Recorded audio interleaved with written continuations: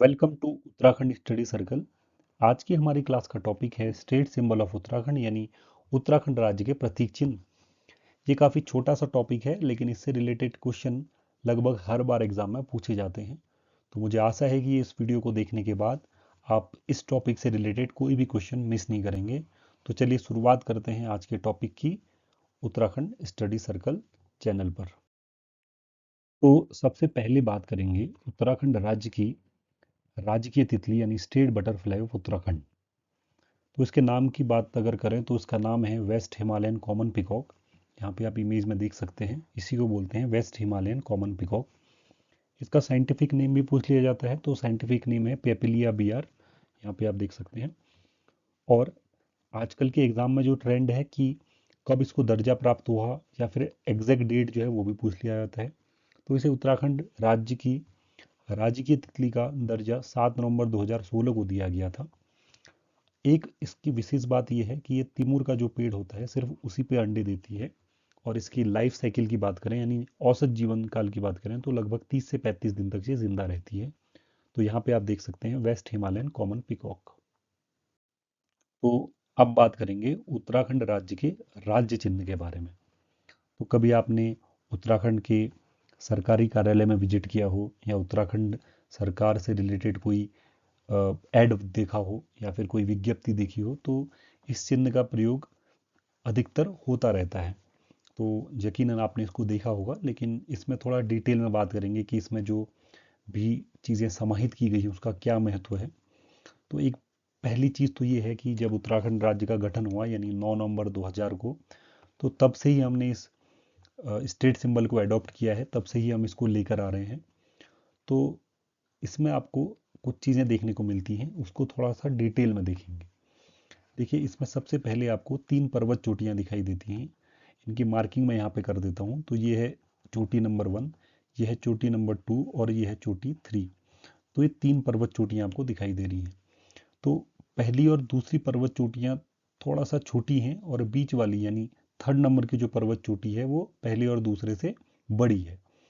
तो ये जो 1 2 3 की मैंने मार्किंग करी है वो सिर्फ समझाने के लिए की गई है, ताकि आप समझ पाएँ कि कहाँ पर चोटियाँ हैं।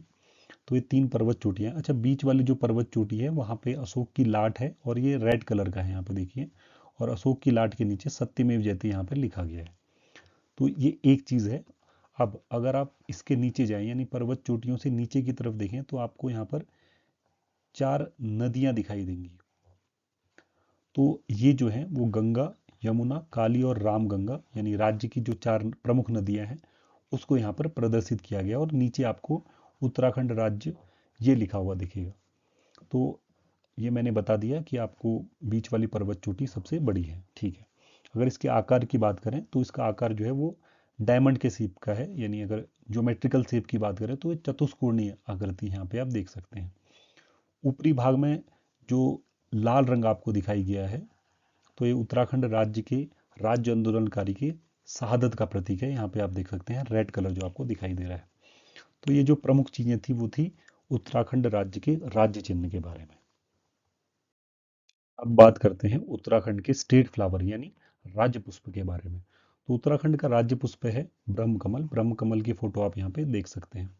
अच्छा, ब्रह्म कमल जो है वो काफ़ी ऊंचाई वाले भागों में पाया जाता है, लगभग 4800 मीटर से 6000 मीटर की ऊंचाई में पाया जाता है। अगर पूरे विश्व में बात करें तो इसकी 210 प्रजातियां पाई जाती हैं, लेकिन उत्तराखंड में कुल 24 प्रजातियां इसकी पाई जाती हैं। अच्छा, इसका वैज्ञानिक नाम आप यहाँ पे देख सकते हैं, सौसूरिया अबल वेलेटा इसका नाम है, जो कि स्वीडन के वैज्ञानिक हैं, उनके नाम पर रखा गया है।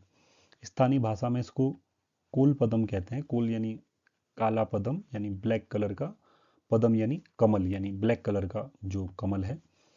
महाभारत के वन पर्व में इसको सौगंधित पुष्प के नाम से संबोधित किया गया है।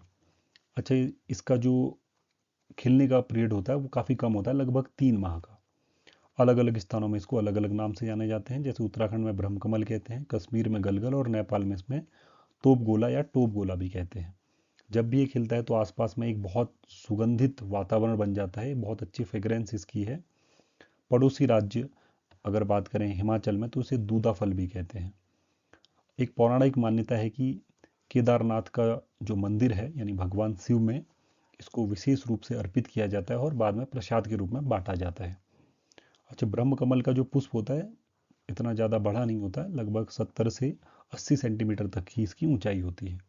तो ये है उत्तराखंड राज्य का राज्य पुष्प, जिसका नाम है ब्रह्म कमल। अब बात करते हैं स्टेट एनिमल ऑफ उत्तराखंड यानी उत्तराखंड के राज्य पशु के बारे में। तो इस इमेज में जो खूबसूरत सा जानवर आप देख पा रहे हैं, इसको बोलते हैं कस्तूरी मृग यानी एल्पाइन मस्क डियर, और यही है उत्तराखंड का राज्य पशु। कई बार आपसे साइंटिफिक नेम भी पूछ लिया जाता है। तो कस्तूरी मृग का साइंटिफिक नेम है मॉस्कस काइसोगास्टर। अब मॉस्कस काइसोगास्टर के बारे में अगर बात करें तो ये लगभग 3600 से 4500 मीटर की ऊंचाई में पाया जाता है। इसके कलर की अगर बात करें तो ये भूरे रंग का होता है और इसमें काले और पीले रंग के धब्बे पाए जाते हैं। इसके पैर में 4 खुर भी होते हैं। कस्तूरी मृग जैसा कि इसके नाम में ही कस्तूरी है, लेकिन याद रखिएगा कस्तूरी केवल और केवल नर मृग में पाई जाती है और एक बार में लगभग 30 से 35 ग्राम कस्तूरी प्राप्त की जा सकती है। और इसमें भी लगभग 3 वर्षों का गैप होना चाहिए, यानी एक बार कस्तूरी निकाली जा चुकी है तो 3 वर्ष के बाद ही इसे निकाला जा सकता है। कस्तूरी एक जटिल रासायनिक पदार्थ है और इसका उपयोग कई बीमारियों के इलाज के लिए किया जाता है, साथ में ही काफ़ी ये सुगंधित भी होती है। अब ये कस्तूरी की बहुत अधिक डिमांड होती है, जिसके कारण इस मासूम से जानवर का शिकार भी काफ़ी होता है। तो इसके संरक्षण की दिशा में लगभग 1972 में केदारनाथ वन्य जीव अभ्यारण्य की स्थापना की गई। तो आपको कमेंट बॉक्स में बताना है कि केदारनाथ वन्य जीव अभ्यारण्य उत्तराखंड के कौन से 2 जिलों में स्थित है। तो यह है उत्तराखंड राज्य का राज्य पशु। अब बात करते हैं state tree of Uttarakhand. Uttarakhand का राज्य वृक्ष है बुरांस। बुरांस की फोटो आप यहाँ पे देख सकते हैं। बुरांस की अगर साइंटिफिक नेम की अगर बात करें तो वो है रोडोडेंड्रस अर्बोरियम। उत्तराखंड का राज्य वृक्ष होने के साथ साथ बुरांस नेपाल का राष्ट्रीय पुष्प भी है, यानी नेशनल फ्लावर भी है। इसके जो फूल आपको यहाँ पे दिख रहे हैं, इसका जूस भी बनाया जाता है और ये जूस हार्ट डिजीज यानी हृदय रोगों के लिए काफ़ी लाभकारी है।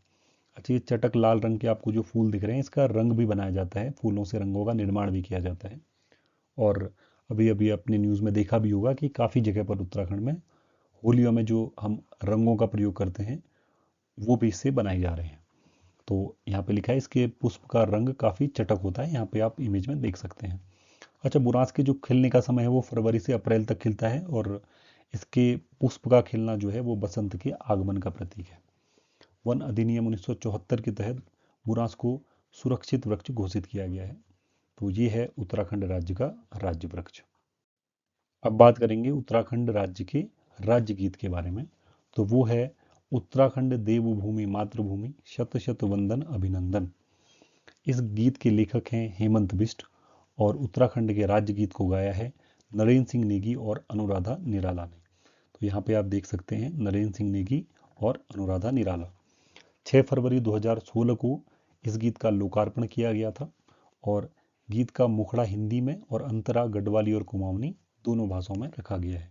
तो ये है उत्तराखंड का राज्य गीत। उत्तराखंड का राज्य वाद्य यंत्र।